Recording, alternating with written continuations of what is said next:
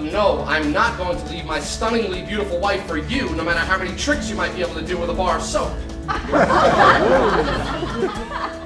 It was an excellent production, and it was really, really well put together from all aspects. I usually see spectacles, like Lion King, Chicago. This is more simplistic and yet just as good as the others. It was really funny and it had my attention the whole time. Without Channel 68, Big Bird and all of his friends will be dead.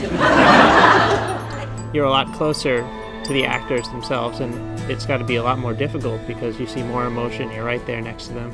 It's a different feel, and it must be difficult to do, and they pulled it off well.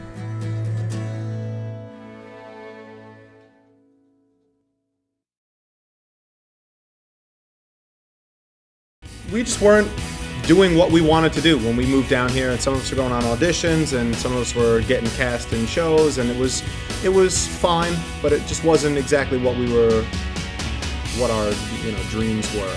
And so it started off very slowly, and we would just say, someday let's talk about getting together, starting our own company. Let's figure out what that entails, what we would need to do. And we sort of, just kept talking about it more and more and more. And after a while, we realized that we have all of the pieces. You know what I mean? We have the technical whiz. We have a couple of actors. We have a couple of directors. We have businessmen, and we realized that we had everything we needed. We just needed to do it.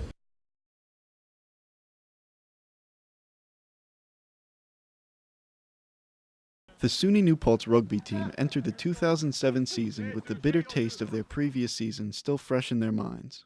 The team struggled through the season, finishing with a record of 0-4. Well, it's difficult when you're going out there and you're playing your hardest and you're losing by 1, by 2. We had a rough start. We had a big loss to Albany to start off, and we fought back. We improved a lot, and every week we figured we got it this week. This is going to be the week we're going to turn it around, and we do everything we wanted to do: play hard, play a close game, and just come up a little short at the end.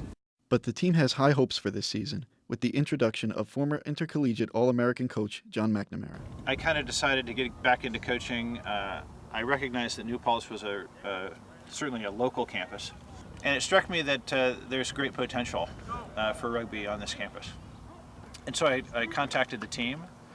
I started working with them just a little bit in the fall, and then kind of made a formal presentation to them at the beginning of this spring season. So I made them a pitch, and they acquiesced. Crouch. Touch. Pause. Engage. Steady. Hold. Steady. Hold. Hold. We were just starting with our coach, so it was a transition from never having a coach since 1985. Our team has been around, and we have never had a coach. It's usually been the seniors, the older guys, leading the team, coaching us.